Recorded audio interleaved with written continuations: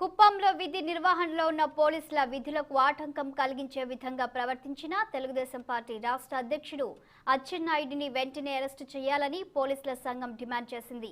పోలీసులపై అనుచిత వ్యాఖ్యలు చేసిన అచ్చెన్నాయుడు బహిరంగ క్షమాపణలు చెప్పాలని ఏపీ పోలీస్ సంఘం జిల్లా అధ్యక్షుడు సోమశేఖర్ రెడ్డి అన్నారు.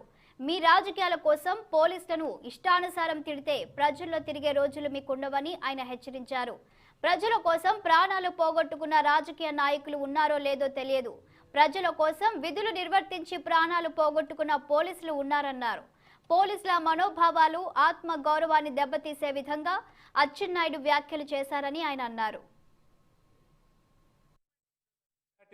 తన అనుభవాన్ని మర్చిపోయి ఏమాత్రము ఇంకిత జ్ఞానము కనీసం ఇది లేకుండా ఒక పబ్లిక్ మీటింగ్లో అందరు మహిళల సమక్షంలో ఆ విధమైన బూతు మాటలు మాట్లాడి మీరు సమాజానికి ఏమి మెసేజ్ ఇవ్వాలని అనుకుంటున్నారు? ఇది మంచి పద్ధతి కాదు.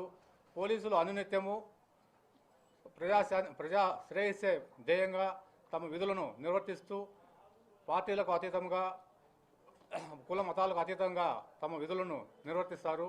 అటువంటి పోలీసులపైన మీరు టార్గెట్ చేసి మీ స్వలాభాల కోసం ఏదో మీ రేటింగ్ పెంచుకోవాలని ఈ విధంగా పోలీసులు మాట్లాడడం చాలా దుర్మార్గము.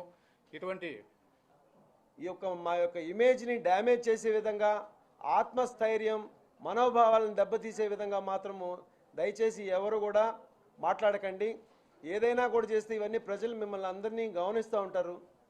మనసా వాచా కర్మైనా కూడా మనం ఏం చేయాలి, ఏం చేయకూడదు, మనం ఏం మాట్లాడాలి, హుందాగా గౌరవంగా మాట్లాడాలని చెప్పేసి నేను ఈ పోలీసుల అధికార సంఘం తరఫున డిమాండ్ చేస్తున్నాము.